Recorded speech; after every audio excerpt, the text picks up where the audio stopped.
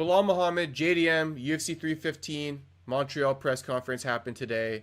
Okay, yeah. Few takeaways for me. I'll just get right into it. Spoil it all. Um, Belal, JDM.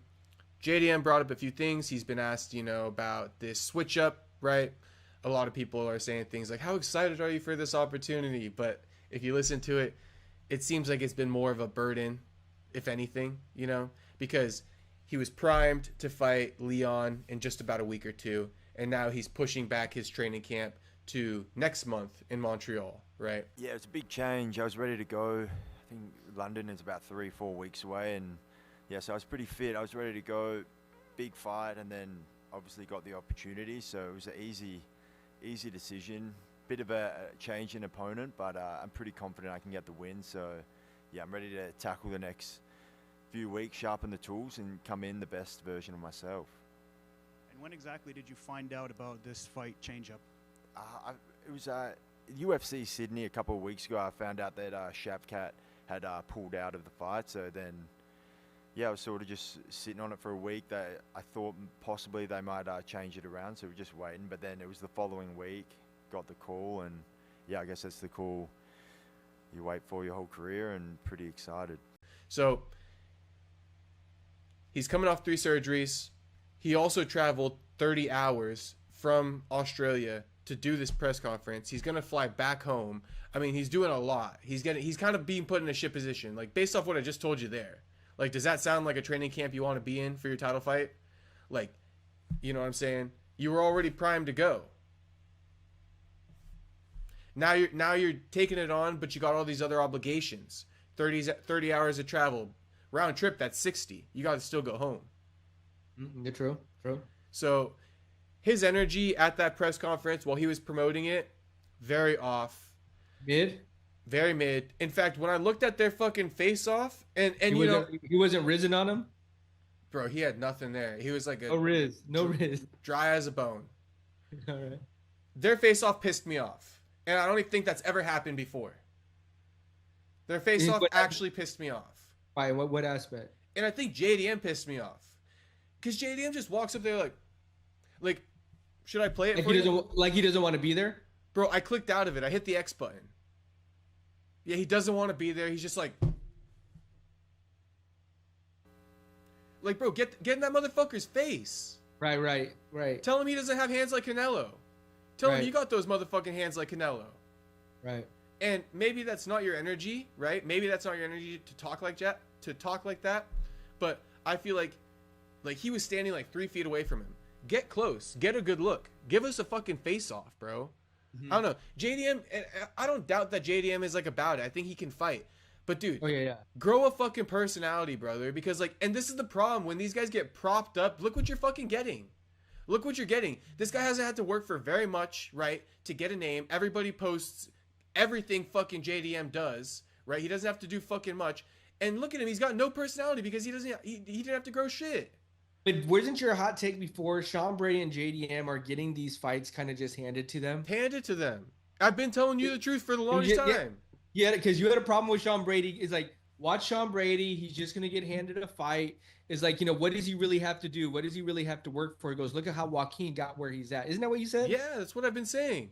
And then you said JDM. You almost said the same thing about JDM, basically saying like, who have they fought, and watch them just match make them. And so like now, both of these guys, I mean, JDM's been handed a gift. He's been handed a gift, and this is my thing, right? This is my thing. How do I say this? Because it's like yin and yang. Because so right, we brought Joaquin up into this. So right, Joaquin's the star. Joaquin's the personality. Joaquin's the guy putting people's lights out time and time again, right? Dominating guys. We're not talking about getting his ass beat all fight and knocking the guy out with the last minute left of the fight. We're talking about domination, knockout in the last minute. That's what Joaquin's doing. Okay. Fuck, I just kind of forgot my point there a little bit. Well, no, I mean, we're talking about how Sean Brady's basically been given they're giving him alley-hoop. Okay, so right. So this is what I was gonna say. So alley-hoop. Right. So right now, right, they did kind of get these opportunities, and I think a lot of people, right, who are big fans of the sport or especially fans of Joaquin, have been saying, "Why didn't Joaquin get it? He deserves this shit. He deserves these opportunities," right? And I think, although Brady and JDM are getting propped up, they're getting fucked at the same time. We'll see. We will see. But JDM's getting a fight on a month's notice in London, right? And then, meanwhile, Leon's been training for like 3 months. So you got a fully prepared Leon versus like Brady off the couch. And then you got JDM with his whole shuffle. So sure, right? They got the opportunity, right? And, okay, I'm going to hold back. I was just going to like say something. But they got the opportunity. You think they're going to squander it? How do I put this? As Joaquin would say, their skin color may have got them the opportunity, right? Okay. Just kind of joking, right? I'm just kind of adding some flavor to it.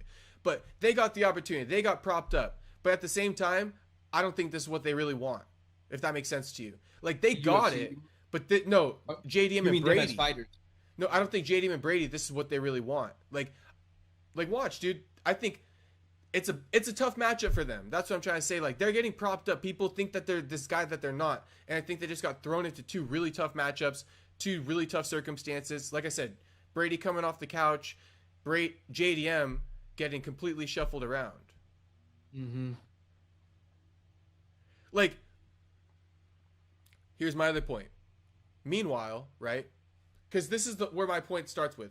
Joaquin should have maybe got that call, right? But I think, right, now that Joaquin didn't get that call, he's still going to get Usman. He's going to get a full training camp. He's going to get a main event, right? So I think if you ask JDM and you ask Brady, what would they rather get? The opportunities they just got or the opportunity Joaquin is going to get? I bet you they'd both take Joaquin's opportunity against Usman. Main event, full camp, none of the shuffling. That's what I'm trying to say. These guys' camps right now are fucked. Well, I mean, and then then you looked at what Joaquin did last year. He willed his way into where he's at, and I think that's what you said. Those other guys were kind of being able to be more picky and choosy on who they fight, right?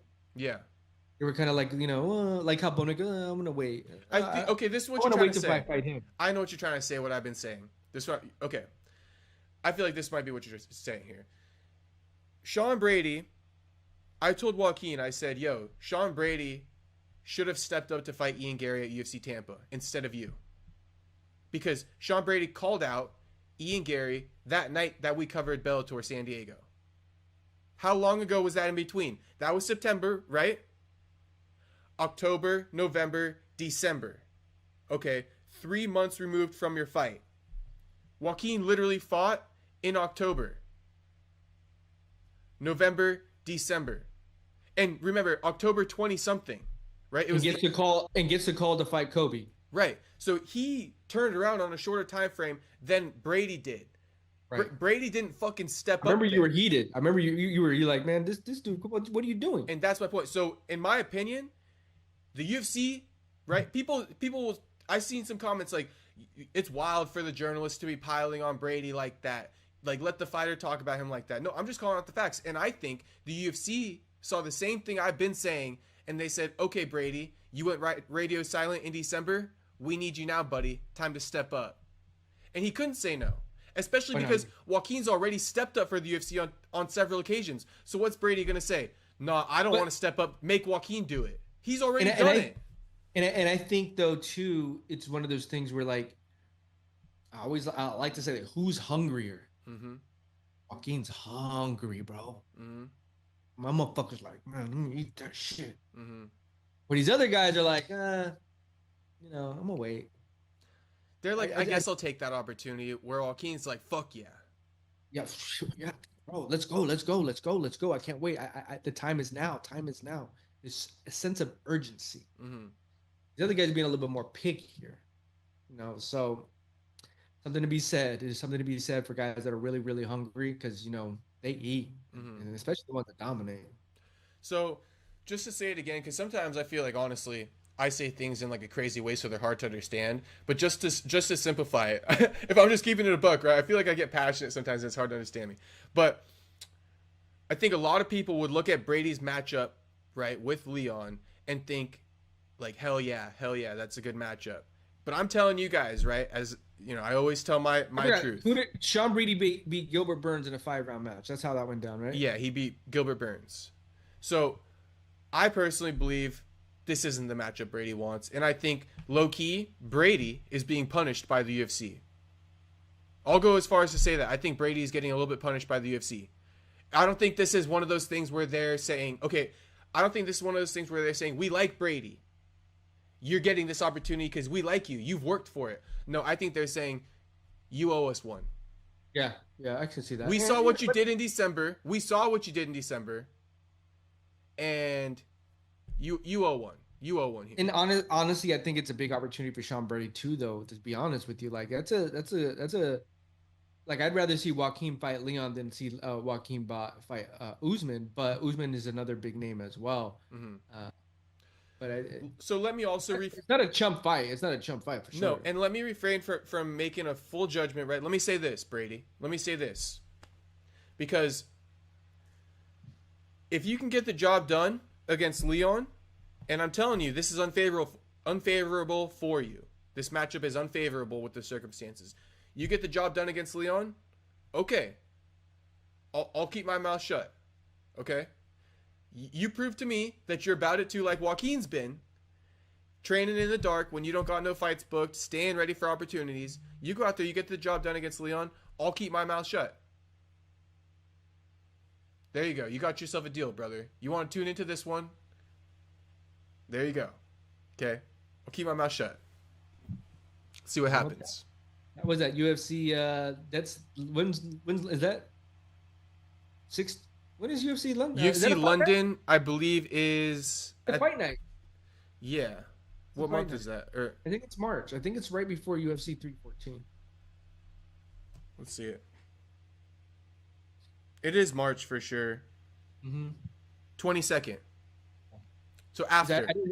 After. No, it's right it's right after 313. Well, because Pereira's I think Pereira's fighting next week. Yeah. So 2 weeks after. 2 weeks after.